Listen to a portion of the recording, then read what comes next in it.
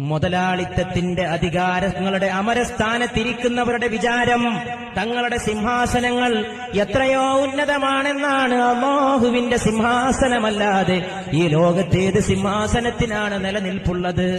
ഈ പാഠം നിങ്ങൾ പഠിച്ചോ?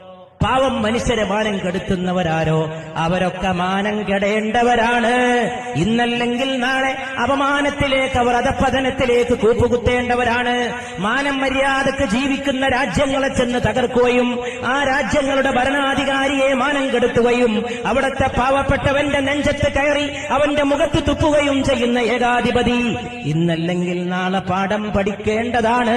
അത് ഫിർഔന്റെ പാഠമാണ്, അത് ഖാറൂന്റെ പാഠമാണ്, അത് ഹാമാനെ കണ്ട, നമ്രൂദിനെ കണ്ട, ഫിർഔനെ കണ്ട, അബൂജഹലിനെ, ഉത്ബത്തിനെ, ശൈബത്തിനെ, എത്രയെത്ര അധികാരികൾ, എത്രയെത്ര ഉന്നതന്മാരെന്ന് അവകാശപ്പെട്ടവർ എല്ലാവരും നിലകൊണ്ട ഈ ഭൂമി ഒരേകാധിപതിക്ക് വേണ്ടിയും ആകാശം പിന്നെ കരഞ്ഞിട്ടില്ല. പക്ഷേ പഠിക്കേണ്ട പാഠം എല്ലാവർക്കും പഠിക്കാനൊരവസരമാണ്. സദ്ദാമിനോട് ചെയ്തതൊരു മനുഷ്യനോടും ചെയ്യാൻ പാടില്ലാത്ത കടുത്ത മഹാപാതകം. പക്ഷേ നിസ്സഹായനായിട്ടൊരു മനുഷ്യൻ ഇരിക്കുന്ന രംഗമൊന്ന് ആലോചിച്ചു നോക്കൂ. സ്വന്തം അണ്ണാക്കിൽ ഇഞ്ചക്ഷൻ കയറ്റിയിട്ട് രക്തമെടുത്തിട്ട് നീ തന്നെയോ സദ്ദാം എന്ന് ഞങ്ങളൊന്ന് പരിശോധിക്കട്ടെ എന്ന് പറയുന്ന അവസ്ഥ താൻ ഭരിച്ച നാട്ടിൽ തനിക്കുണ്ടായത്. എത്ര പെട്ടെന്നാണ് രാവ് പകലാകുന്നത്, എത്ര പെട്ടെന്നാണ് പകല് രാവാകുന്നത്.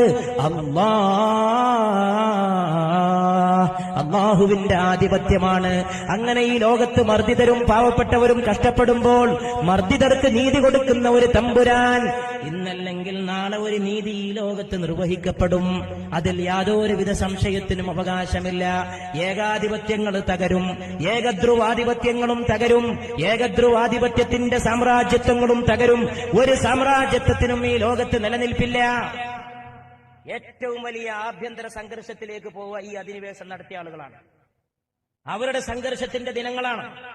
എന്തുകൊണ്ടെന്നാൽ അവർ മാനം മര്യാദക്ക് ജീവിക്കുന്നവന്റെ നെഞ്ചത്ത് ചവിട്ടിയവരാണ്. മനുഷ്യനെ അപമാനിച്ചവരൊന്നും ഈ ലോകത്ത് വിജയം കണ്ടിട്ടില്ല. എന്തുകൊണ്ടെന്നാൽ മനുഷ്യനെ അല്ലാഹു ബഹുമാനിച്ചതാണ്. ലഖദ് കറംനാ ബനീ ആദം, മനുഷ്യ സന്തതികളെ നാം ബഹുമാനിച്ചിരിക്കുന്നു.